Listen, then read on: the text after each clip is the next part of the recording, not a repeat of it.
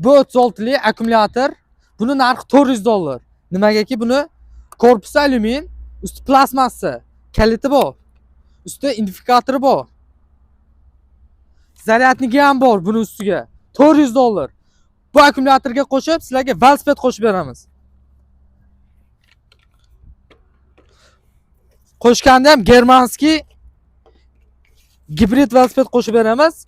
Akkumulyatorga albatta qo'shgan holatda $400 ichida bitta velosipedli bo'lasiz, bitta akkumulyatorli bo'lasiz.